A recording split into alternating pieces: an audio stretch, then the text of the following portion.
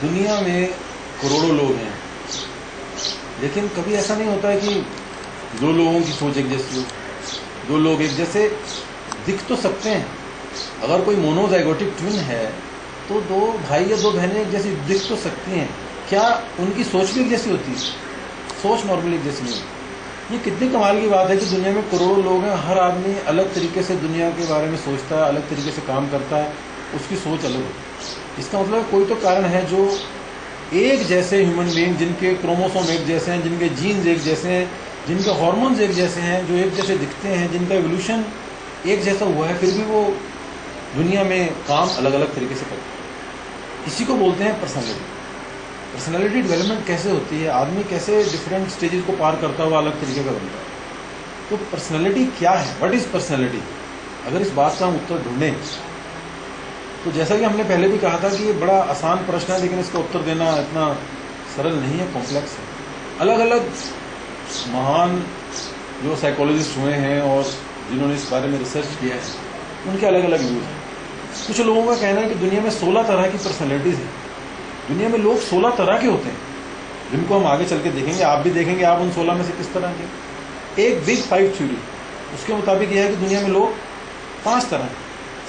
एक थ्योरी के मुताबिक दुनिया में लोग 8 तरह के। तो इन थ्योरी को हम विस्तार से देखेंगे, लेकिन पहले ये तो जाने कि आखिरकार जो पर्सनैलिटी है वो बनती कैसे, पर्सनैलिटी है क्या, पर्सनैलिटी कैसे बनती है और कितने इसके टाइप हैं और ये किस तरह से हमें प्रभावित करती है। इसकी एक बेसिक थ्योरी जो है उसको हम समझते हैं। एक बेसिक थ्योरी जो है वो फ्रेड की थ्योरी है, जो बेसिकली साइकोसेक्सुअल थ्योरी है, और जो दूसरी थ्योरी है वो एरिक्सन की है, जो बेसिकली साइको सोशल थ्योरी है। हम यहाँ अपने इस कोर्स में इन दोनों थ्योरीज को मिलाकर समझने की कोशिश करेंगे कि ह्यूमन बीइंग में पर्सनैलिटी का डेवलपमेंट धीरे धीरे कैसे होता है। अब यदि मान लीजिए मैं आपसे एक बात पूछूं कि आज दोपहर को आपने क्या खाना खाया था, तो आपको याद होगा कि हमने आज राजमा खाए थे, हमने दाल खाई थी। यदि मैं आपसे पूछूं कि कल आपने कौन सी शर्ट पहनी थी, तो आपको पता है कि कल मैंने व्हाइट कलर की शर्ट पहनी थी। आजकल के जो भी प्रश्न मैं आपसे पूछूंगा उनके उत्तर आप बड़े आराम से देंगे, क्योंकि वो सारी बातें आपको याद हैं। जो बातें आपको याद होती हैं और आप उनके उत्तर तुरंत देते हैं, इसका मतलब ये होता है कि ये सारी जानकारी कहाँ है? ये सारी जानकारी आपके कॉन्शियस ब्रेन में है।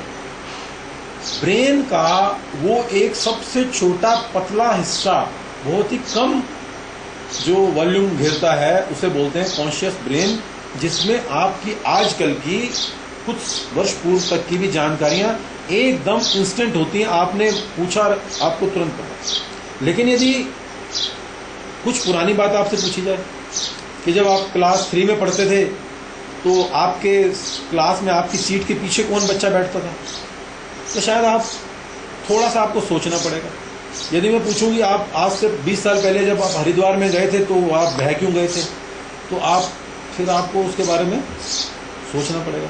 यदि मैं पूछूं कि 25 साल पहले आप त्रिवेंद्रम गए थे तो आपकी जो ट्रेन थी, उसका ट्रेन में जो को पैसेंजर था बैठा वो कौन था, ये बातें आपको एकदम याद नहीं है, लेकिन आप थोड़ा सा सोचने पर इनको बता सकते। इसका मतलब ये है कि ये आपका सब कॉन्शियस ब्रेन है, जिसको थोड़ी सी मेहनत करके जाना जा सकता है। लेकिन यदि मैं पूछूं कि जब आप 2 महीने के थे तो आप बेड से गिर गए थे एक बार दूध पीते पीते और फिर आपकी मम्मी ने आपको उठाया था, तो आपको याद नहीं होगा। जब आप 6 महीने के थे, आपने अपने भाई के पीछे बैठे साइकिल में आप जा रहे थे और आपने पैर जो है साइकिल के पिछले पहिए में दे दिया था और आपको बहुत चोट लग गई थी, तो आप कहेंगे कि हमें याद नहीं। एक बार आप 1 साल के थे, आपको दूध पीना था, आप बहुत देर तक रोते रहे, आपकी मम्मी आपकी पड़ोस वाली आंटी से बातें करती रही और आप आधा घंटा तक रोते रहे और फिर हिचकियाँ लेके सो गए, क्या आपको याद नहीं है?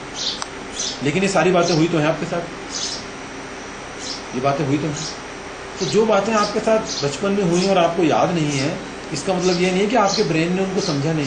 ये सारी बातें आपके कहाँ सेटल हैं? सारी बातें अनकॉन्शियस ब्रेन में।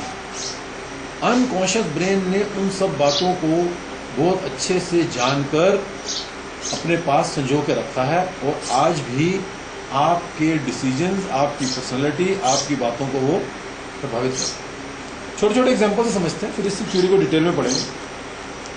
आप ऐसा समझ सकते हैं कि आदमी का एटीट्यूड कैसे बदलता है इन बातों को लेकर, छोटी छोटी बातें कैसे प्रभावित करती हैं। जब आप छोटे थे और आपको भूख लगती थी, यदि आपकी माँ द्वारा आपके रोने पर तुरंत आपको दूध दिया जाता था, आपको तुरंत खाने के लिए दिया जाता था, आपकी बात हर समय आपकी माँ ने यदि आपका ध्यान इतना ज़्यादा रखा है कि आपने बोला और माँ ने आपको गले से लगाया और आपकी हर बात मानी, आपके भाई ने आपकी बात मानी, आपके पिताजी ने मानी, लेकिन खास तौर पर कहें पहले 1.5 वर्ष तक आपकी माँ ने मानी, तो आपके मन में दुनिया के प्रति एक सकारात्मक रवैया, एक सकारात्मक सोच पैदा हो गई उसी समय जब आप छोटे थे।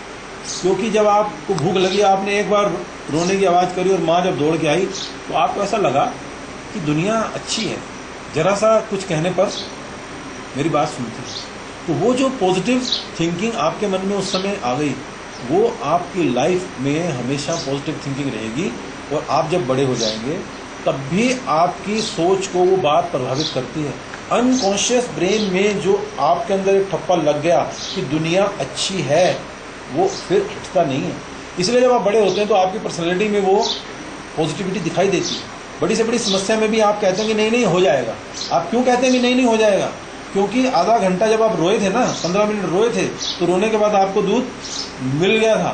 तो आपके मन में एक बात है कि नहीं ऐसा नहीं है, इतनी खराब दुनिया नहीं है, तो आप सकारात्मक सोच है। लेकिन वहीं अगर आप देखें कि बच्चा रो रहा है और किन्हीं कारणों से, माँ तो हमेशा अच्छी होती है, लेकिन किसी किसी माँ की मजबूरी होती है, कोई माँ नौकरी करती है, कोई माँ बीमार होती है, कोई माँ कहीं दूसरे कामों में व्यस्त होती है। आप 2 घंटे तक रोते रहे और आपको दूध ही नहीं मिला। आपको लगा कि ये दुनिया अच्छी नहीं है, मैं गलत दुनिया में आ गया। आपके भाई ने हमेशा आपका खिलौना लेके तोड़ दिया, तो आपको लगा कि ये दुनिया अच्छी नहीं है। आपके पिता ने हमेशा आपको छोटी से छोटी बात पर आपको डांटे पड़ती रही हमेशा। आप जब 1.5 साल के थे, 2 साल के थे, आपने कोई चीज़ तोड़ दी तो आपको इतनी मार पड़ गई कि जिसका कोई हिसाब नहीं। तो आपके मन में ये बात आ गई कि ये दुनिया जो है ना, ये अच्छी नहीं, यहाँ कोई काम करने पर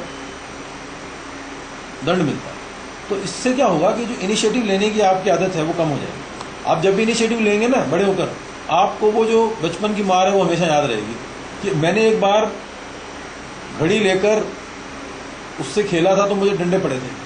आप अब बड़े होने पर जब आपको कहा जाएगा ना कि ये काम कुछ करो, तो आपका अनकॉन्शियस ब्रेन आपको खींचेगा पीछे की तरफ, नहीं ये काम नहीं करना है, क्योंकि ये अच्छा काम नहीं है।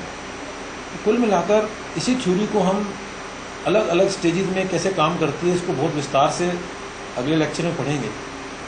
अभी मैं केवल इतना कहना चाहता हूँ कि जो हमारे बचपन के पेरेंटिंग के एक्सपीरियंसेस हैं, वो हमारे अनकॉन्शियस ब्रेन में या माइंड में इतना ज़्यादा हमारे ऊपर इम्पैक्ट करते हैं। और उनकी खास बात यह है कि उनमें कोई लॉजिक नहीं होता। बड़ा होने पर जब आपके साथ कोई पेरेंट आपको डांटता है, भाई डांटता है, टीचर डांटता है, तो आप उसका कारण ढूंढ, आप ये कहते हैं बड़ी सहजता से, हाँ मैंने गलती की इसलिए पापा ने मुझे मारा। आप उस बात को भूल जाते हैं। टीचर ने आपको डांटा तो आपको लगता है हाँ मैंने काम नहीं किया इसलिए डांट पड़ी। लेकिन 1 साल के बच्चे को जब मार पड़ती है किसी बात से, या उसके प्रति नेगेटिव एटीट्यूड दिखाया जाता है, या उसको दूध नहीं दिया जाता है, या उसको खिलौना नहीं दिया जाता है, तो उसका ब्रेन उस समय लॉजिक नहीं होता है। वो ये तुरंत पकड़ लेता है कि अगर कोई बात मानो तो लोग मान नहीं रहे हैं, ये दुनिया खराब है, नेगेटिव है। तो ये जो लाइफ के प्रति होप है, जो ये सकारात्मक सोच है, ये बचपन से लेकर धीरे धीरे अलग स्टेज में हमें आती है। तो हम अगले लेक्चर में हम इसकी एक एक स्टेज को डिटेल में पढ़ेंगे। तब तक केवल मैं आपसे इतना कहना चाहता हूँ कि आप अपने घर में जो छोटे बच्चे हैं, आपके परिवार में आपके बच्चे हैं, या आपके भाई के बच्चे हैं, या पड़ोसियों के बच्चे हैं, जहाँ भी छोटे बच्चे आपको दिख रहे हैं, थोड़ा उन पर एक नज़र डाल के देखिए कि उनका कैसा बिहेवियर है। अगले आने वाले 7 दिन में छोटा सा एक रिसर्च करिए कि आपके घर में जो सबसे छोटा बच्चा है, बिना बताए उसके साथ कैसा व्यवहार हो रहा है। क्या उसकी बातें पॉजिटिवली ली जा रही हैं या नेगेटिवली ली जा रही हैं, उसको काटा जा रहा है, उसको इनकरेज किया जा रहा है। फिर उसके बाद उस डाटा को लेके आइए, तो यहाँ हम उसको डिस्कशन फॉर्म में एनालिसिस करेंगे।